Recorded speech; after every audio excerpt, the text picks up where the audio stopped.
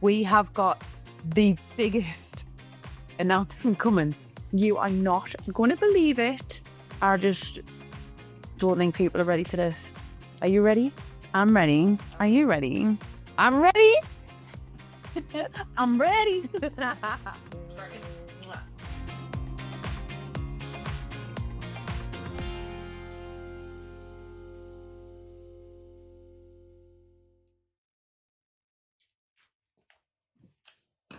Welcome to the Scissor Sisters podcast. Episode 5. I told you it was going to be a big one. I'm a mommy. You're a mommy? Mamacita. You were meant to say mamacita. Mamacita? No, you're the one that says mamacita. It's okay. Well, Anyway, I cannot wait to do that trend on TikTok. yeah. We can finally do it and release it. We're having a baby. Yeah. It's actually mental saying out loud because this is the first time we're kind of talking about it properly, public, other than just ourselves. But we thought it ties in really nicely with next week because the announcement is going to be going out on Wednesday and the podcast drops on Thursday, so it fits in really smooth. Yeah. It's been crazy. It's been mental. I mean, this is also, just to clarify, from our first round of IUI. Yeah. So we are very, very grateful because it took us 3 years to fall pregnant with Jersey. And we also had the 2 failed tests. So we kind of just got our head around that it is failed. We're going to go again. And we'd already kind of set the date on when your period was going to work, fall around, blah, blah, blah, blah, blah. And then a couple of days later after that second failed test that we put on and actually publicly put online, Amy woke me up out of bed and was like, Jordan, I need to do another test. I don't feel right. I think I'm pregnant. I was like, okie dokie. So she did a test. She already had it set up. She did the little doo-doo dipping. We turned it round and it was pregnant and we were both in complete shock. I think because we just accepted, because we did get early detection tests. Yeah. They were both negative. And I did one in the morning, I did one in the evening. But it was past the early days, wasn't it? Yeah. Days after rather than 6. So we just prepared ourselves and we were gutted. I don't think we cried on this time because we just thought we were we've got Jersey now, so we do have our purpose is fulfilled. 100%. But it was still sad. Yeah, it was sad, especially the second test as well, because the first test I went, maybe it is just a little bit too early, but the second test and with the pregnancy test that we did use is exactly the same ones for Jersey. Made more for the early detection one, so we just kind of settled that it hadn't worked, and then 2 days later, oh, actually, no, sorry, you're actually pregnant. There was just something when I was lying down, and do you remember Jersey had come in my room, so I was like, I'll go in that, we've got this little pop-up bed, and I said, I'm going to go in that in the pop-up bed, and me, sighed, there was something just stopping us from lying flat on my belly, and I know it doesn't matter as much when you're so early, 2 weeks, whatever, but there was just something happening, and I was like, whoa, yeah. So I told Jordan, we did video it, but it was a very different reaction to the first one because we were obviously in shock. I was actually in shock, and you even said to me you're in shock, and I could see you're in shock when we watch it back, and I did actually get a tear out of watching it back so intense, and I'm actually covering it like this, so I did actually cry a little, but it was just, I was genuinely in shock because we'd literally only just process that it had failed and again, and then 2 days later you're pregnant, so it was a total roller coaster of emotions. And that was the day my period was due, and my period's bang on, so I was it wouldn't normally happen. And you'd already said I know symptoms can be really, really similar coming on your period to being pregnant, but you were nah, it's I'm definitely going to come on, I've got everything there that's going to happen. We're just prepared for it. And I'll be honest, I think it's only really processed and sunk in since we've got back from France and we've had that early scan to see the heartbeat. Yeah. So this podcast episode, we are talking pretty much about everything baby, which everyone's been asking for. Yeah. But we've not really wanted to discuss anything because we didn't want to give anything away. I've not been full presence on camera. Yes. And I've had a bump since, I've been bloated since before, but the bumps actually started in when early at week 10. You've actually shown a lot more than you were with Jersey this early on. So it's hard to hide now. So we're actually quite relieved. Yeah. that we can talk about it. And we are putting it out there early. We felt a lot of pressure, I'll be honest, because of A, you've got a bum. Yeah. B, people are asking questions because we've got a biggest like social media platform than we did when we tried the jersey. So I've got a breakout on my skin, you can see. Yeah, there's lots. I mean, the first thing people have said, like when we've told people around us as well, close, like, I knew it because your face. I knew it. And I'm like, okay. But yeah, you do have a different type of glow from, like, you glow and you always glow, but like you can tell you're pregnant. Yeah. Let's be real. I'll be honest, I feel rotten at the minute. This first trimester compared to Jersey is just hell Escala. I've been nauseous every single day of the week since week 4. Can I do an impression of Amy? This has been Amy. This is a day in the life of Amy. So, eating next second. Like literally, you sleep and eat, and then with it. I've been No, and babe, I've totally got you. Like I have, but the first trimester this time round has been tough. With Jersey, I didn't really get symptoms till like week 10, so like from now, and even that was just sickness on the night time. I wasn't really tired. Yeah, I am absolutely like knackered. I've been doing a little bit of diary, which we'll be able to post obviously after we get the announcement out there, and it is just basically loads of videos of Amy sleeping, eating, and being sick. Stay tuned. So yeah, with Jersey though, you were severely sick, like you were unwell for a good 3-4 weeks of like projectile vomiting. Luckily this time you haven't vomited as much. It's been nausea more, but your fatigue has just hit you like a ton of bricks. I mean, driving to France on like a 40-hour round trip probably wasn't ideal, but the things you do for your spouse. I know. I didn't actually feel sick on that full journey, so I'm glad, because that was car ride. One night in a hotel. And on the way back, you actually managed 11 hours stint in the car driving. Like, a woman. It was 12. Sorry, 12. 12. 12 hours in the car. I just prefer to drive than be a passenger. So yeah, it feels really nice talking about it, to be fair. Really open, really free. And we're really excited to get the video out there. Like I say, we're doing it a little bit earlier than the 12-week mark, but that's also because we feel it's the right thing to do for us. And so you can, like, just relax a little bit more. Well, NHS scan isn't until like the end of like week 14 nearly, because that's the next day they had. Now it's like, whoa, quite late. So we paid for a private, and it's actually our 5th private scan because we've had quite a few. Like we had the one initially to make sure everything was where it was meant to be. Yeah, Amy, like we've mentioned previously, has health anxiety, so she just wanted to know everything was okay, didn't you? But also when you've been through treatment, they usually check that anyways. So everything was where it was needed to be. Then we had a little bit of a scare. Yeah, we had a scare just last weekend, so that was a little bit frightening. So we had another scan. Yeah. So we've actually seen little one. This was one most recent scan, isn't it? Yes, it is. So very cute. What's your predictions, Huns at home? I mean, you can't really tell by that, but you can see its little arms and legs. Yeah.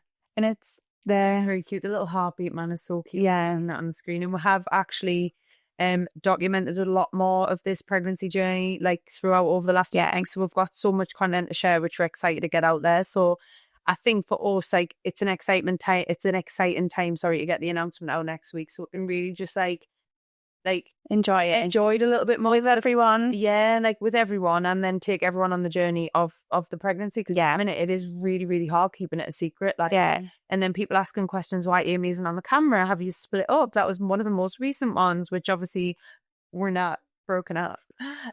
So people understand why now my family's been on the content a little bit more, which I'm not gonna lie, everyone's been loving, so it's been okay. But it's not the same when wifey's not on. So no. And also Jersey is ecstatic to be a big sister.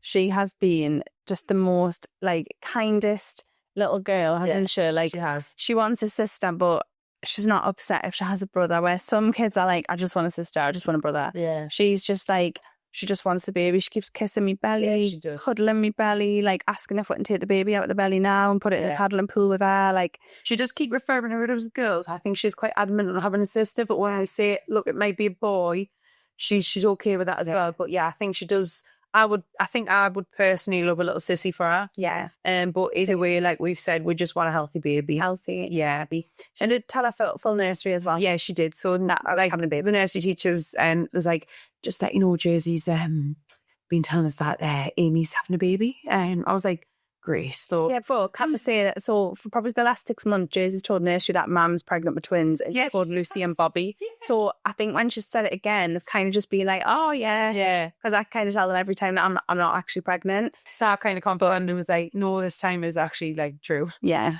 I'm pregnant. So yeah, exciting times, very, very exciting times ahead. And it's been nice out the last few weeks. Obviously a little scared the weekend, but like I say, when the announcement outside next week, I feel like we can just really relax and just like enjoy it. Yeah. And yeah, really exciting times. We are going to discuss baby names. We're not going to give away our 2 tops for the girl and boy. Yeah, I was going to. But we're going to discuss some of our, not back up, because we could go with them, just to kind of get some opinions from you lot, because it's only been me and Jordan talking about them recently, so we've not really had any input. And can I just say, girls' names we're finding so easy, but boys' names we're finding really difficult. However, we have kind of set on like one name, like 2 at a push, because I know you're not like 100% on it, but I am like 110% on it. So yeah, we're finding there's more girl choices than boy choices. Because girls, you can be a bit more creative. Yeah. Because they can just pull it off, but boys, like, you can't be as creative. So some of the girl names that we have: Tennessee. Yeah. Jordan actually liked that one. I do. It's just I don't think it's I'm not feeling it anymore. I like it. It's vibey, different. The baby would have a lot of characters in their name and nursery. Yeah. Cherry. Yeah. 50-50 on that one. Not Sherry, just Cherry. And I've always liked Navy for a girl or boy. Jordan's not a fan. I don't like Navy. Nice name, but just not for our child. I actually like it. I know you do. I know you love it. Hitler. Hitler with what? Well, what was your other girl names? I can't actually remember. I got them all wrote down in my notes section.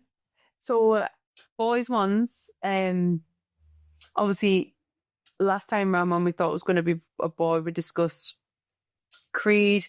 That's been and gone now. Prince was another one. That's been and gone. What was one of the other boys' names? King.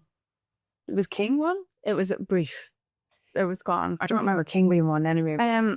We did have, you were always like Brooklyn for girl or boy. Yeah, Brooklyn. I love Brooklyn. Still like that name now. But obviously times have changed a little bit in the last 3 years. So like the name I've got set, you know what I want. Now, most years know. If not, you've just established Jordan has a traveller background. And I like a lot of the boy traveller names. So I actually liked Travis. Yeah, Huey. I like Huey, But I didn't want him to get a Hugh as the older. Yeah, Felix. But then it reminds us of Felix. It does remind us of the cat advert. Yeah. Felix food. So yeah, we're quite stuck on boys' names. My girl name is probably top. Like both. I mentioned one. We're not allowed to mention that in case like it does happen to be that the one that's linked with my family. No, you can mention that. So, my granddad, very unusual name. Obviously, it's very common to keep the name going within the family. It's tradition. Unfortunately, I never got to meet my granddad because he died at a very young age. And he was called Wisdom. And I do love the name because it just brings a little bit of character and like bring it into life. Like you've got wisdom, love, like all that. Do you know what I'm saying? So, Edie built me up the other day and was like, if it's a boy, we should call it Wisdom. I said, do not tell me mum that because she will get so excited. You kind of tell her. She blabbed her mouth straight away. Yeah, so we're going to call it baby Wisdom. I was like, no. So now she's built her up and was like, yeah, I don't think we're going to call her that. And I was like, you can't say that. No, I said maybe it's a middle name. Yeah, and I was like, with the name that we've got, which is my number one, you know that. Yeah. I'm like, that actually goes well. Yeah, with it being a middle name. But also my cousin's called Wisdom. Yeah. One of the other cousins has got that as his middle name as well. So like it still just keeps it in the family tradition. I love it that if it is a boy. Yeah. But I think I'm quite confident it's a girl. I actually think it's a girl. Yeah. Because of my bump. Yeah. Like I'm big and yes, like I'm big and I haven't got exactly the same sentence as Jersey, but it's his second child, so things can be different. Yeah. Yeah, I've got like a feeling it is. And sometimes we have changed our mind over the last couple of weeks. Yes. You carrying completely different at what you know when you're with Jersey. I'm big. Yeah, but like everyone still thinks you're having twins. I mean, we've had Ling Dan and there is absolutely one baby on there, not two. Yeah. But everyone was like, you've had the false negatives because you're having twins. Apparently it's a thing. And I'm like, oh, goddamn. Yeah. I mean, if we were having twins, I've got some mint names for that as well. Yeah, I've also read stories and viewed lots of TikToks where the people think they're only having one baby. They go to the 12-week scan and there's actually two there. So I'm like, After a scan? even after a scan. Why haven't you sent me them? Because you've hammered them. I'm stressing about it silently. Yeah, but we've had like 5 scans. There's one little babble in there and there could be two. That's why you've got a bigger bump. Oh, I mean, I'm not upset with that. I'm not upset. Like, having twins, I think, would be class. It'd be hard. Don't get us wrong. Very, very hard. But Yeah, yeah, I mean, we'll soon find out on Monday when we go for our scan. I'm excited. Yeah, I'm excited too.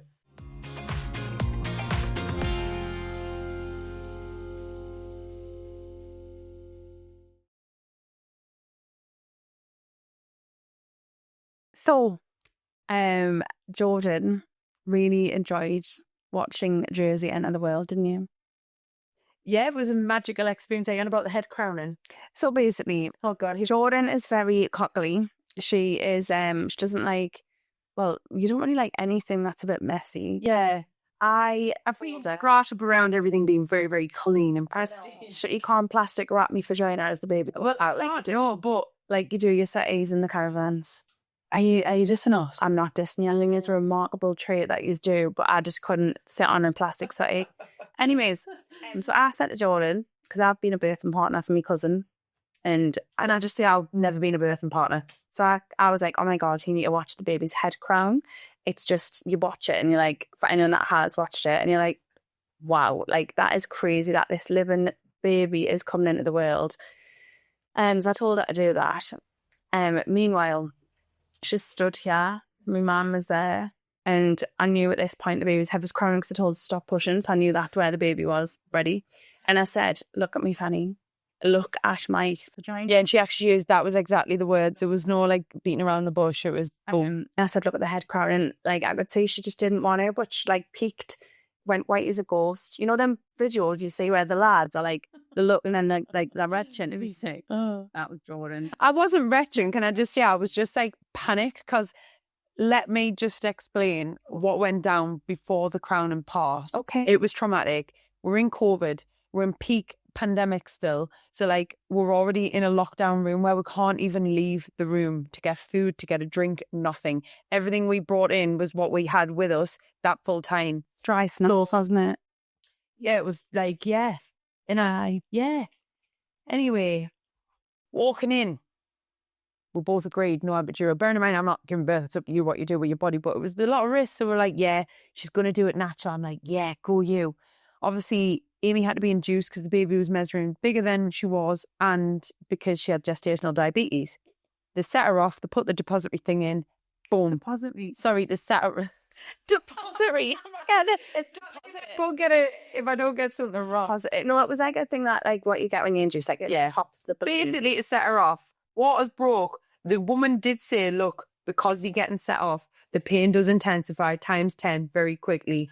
Boom. Contractions start. She's literally gone from 0 to an 8, I would say, in this space of seconds. Can I just interrupt as well? Sorry, because I've got nothing to compare this to. And as much as I watched One Bone every minute, I did no research on contractions or anything like that. I've watched so many films where it's obviously fake. And we had, because of COVID, although we weren't in long, probably had about 6 midwives, didn't we, alternating? Yeah. And I was only checked once at the start for how far I was dilated, which was like 2 centimeters, like minimal. Yeah. I'll let you continue. Anyway, so the pains intensified really quick. I remember one of the midwives coming in, do you want some paracetamol? I was thinking, I don't really know what paracetamol was going to do at this point, but I can't remember if you took the paracetamol or not. I did. You did, because you've got I'd gas in there, let me gas in there, yeah, and I thought, oh great, I'll get on this as well and get a bit leery. Anyway, she took the paracetamol, tried the gas in air, that made her feel sick, she should stop that. Next thing you know, she's screaming, Jordan, I need an epidural. I was like, oh shit, so I've gone into panic mode because I'm like with a back and you interrupt again. Yeah. So there's a sign on the wall that tells you about the epidural. And I remember bouncing me lips off, both lips, on this ball, looking at Jordan, and she's like this close to the thing we did. Reading the stat, and then I heard her asking the woman, like, what percentage of people, I'm not even laughing at this, by the way, so if you are paralysed from an epidural, it's absolutely horrendous.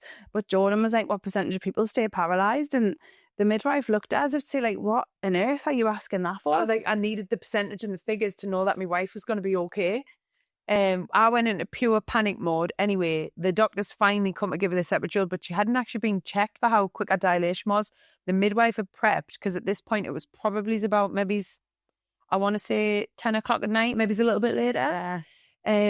Might be about 11 o'clock actually. The midwife had prepped us saying, look, it's our first child. She's probably going to give birth roughly about like midday tomorrow. So I was like, oh God, we've got loads of time. That's also the reason why you wanted epidural.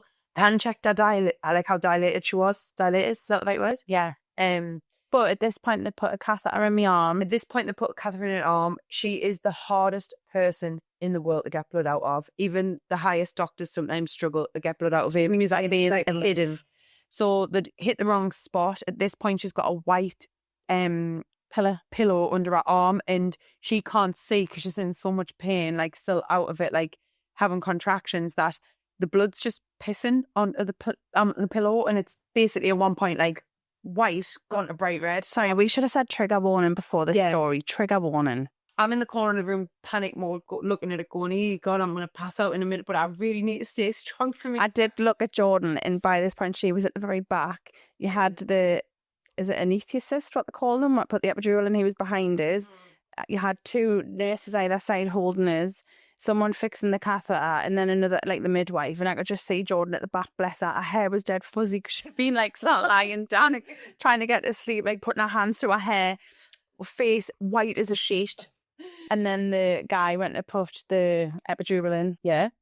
Put it in wrong. So it hit like a nerve. Lift up in the air. My right leg went up like it was a puppet. Again, at this point, my dignity's gone. I think both of me just hanging out. And all I was bothered about was my boobs being like, I just kept saying here, didn't I? Get me boobs away. Get me boobs away. I felt like really vulnerable. Exposed. Yeah. Mm-hmm. But then he did put it in correct, but you did say had a little bit of a twitch. Yeah, so when he come in the room, he also had an assistant. So there was two of them. So the person that was putting the epidural in your back was looking at me before doing the first attempt of the epidural and had a little twitch. I thought, I'm already stressed out, but now my levels are even more intense. Like, I don't know what to do right now. I've been shoved in the corner of the room because it's already like 6 midwives, 2 doctors. And I thought, God, they're actually putting this big, massive injection in my wife's back, and I just can't see the light at the end of the tunnel. So they did that. It kicked in. By God, I actually felt like I was walking on clouds for those that have had an epidural after the pain has intensified. However, the pain I had was just back to back on the MIC, wasn't it? Like, because I wasn't getting a breather. Really frequent, because usually there's meant to be like a gap in between. I was looking at Jordan being like, I'm going to die. Like, I was literally in probably the worst pain I've ever been in my life. So when they then sat us down, Jersey's heart rate was like just too neutral, where they wanted it to be a bit more erratic. They then pressed the emergency button behind us, and they were like, I'm just going to press this button. I was like, look, I have watched every minute, as I've already name dropped. It was very calm the way they did it, which I know that they can't frighten you. But they did come in with like a really lovely doctor. She was really kind. She was so calm.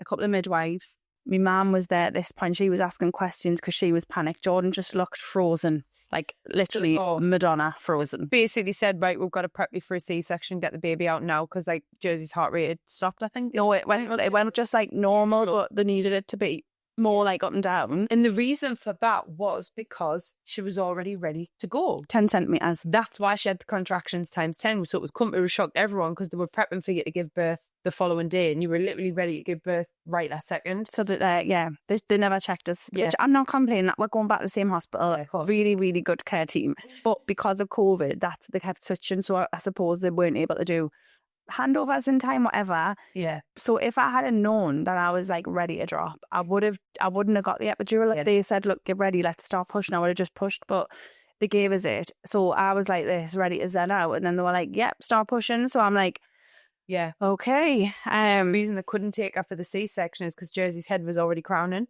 Yeah. So they were like, you're going to have to push. We've got no choice now. Like, you need to push. But because the epidural had kicked in, you couldn't also push to the standard that, like, you haven't got an epidural. I wasn't knackered because I'd only been in 6 hours. They like this, help you and guide you through it. And then this point, I'm already nearly gone. Like, I'm white as a ghost, like, times 10. And I come to the top, and this is when you go, get down to me, Ranny. I need to see that crown. Yeah, she needed to say it. So I was like, oh shit. They brought in a suction and some big long whatever you call them things that look like The prongs on it. Yeah, prongs. they brought them in on a trolley, and I thought, they are not coming near me, please, Lord have mercy. And so I just kept pushing. Yeah. As Jordan's watching the baby's head crown, they did have to make a small incision. She didn't know. Where they let me talk about this bit as well. So Just keep it clean. I will keep it clean, but it, like, add more pressure to the environment that we were already in. They just calmly came and wangled the little trolley along to the side of my bed and was like, we're just going to have to make you a small little cut. Boom. And I went, hey! You're screaming too much for me and sending it.